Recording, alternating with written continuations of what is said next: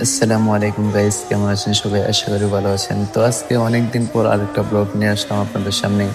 পরীক্ষা চলাকালীন তো আর ব্লগ বানাতে পারিনি, ভিডিও বানাতে পারিনি। তো অনেকদিন হয়ে গেল ভিডিও আপলোড করিনি।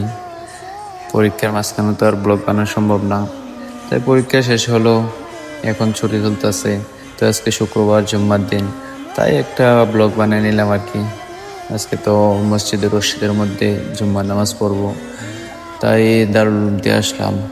তো এত রোদ পড়তেছে, সম্ভব না বাইরে দিয়ে যাওয়া। তো দারুল উলুম দিয়ে একটু সেমা থাকে, তাই জন্য দারুল উলুম দিয়ে আসলাম।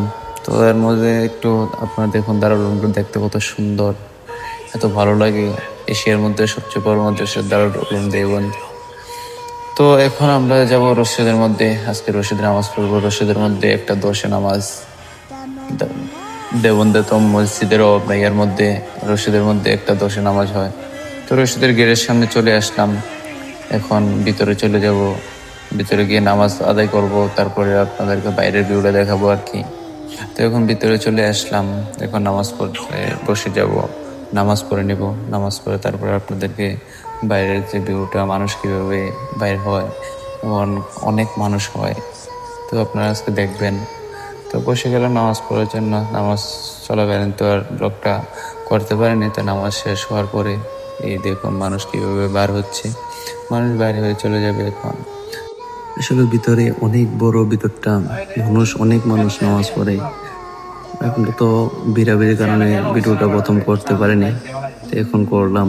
তো এখনো দেখুন কত বেশি মানুষ। তো দেখুন কত সুন্দর লাগতেছে মসজিদটা, কত সুন্দর মসজিদ। इंतहा देखो वमबदा खल्क़ आलम का दुरूदन पर सलामन पर वमबदा खल्क़ आलम का दुरूदन पर सलामन। তো আজকে এতটুকুই ব্লগটা। তো সবাই আমার জন্য দোয়া করবেন, সবাই ভালো থাকবেন। আসসালামু আলাইকুম রহমতুল্লাহি ওয়া বারাকাতুহু।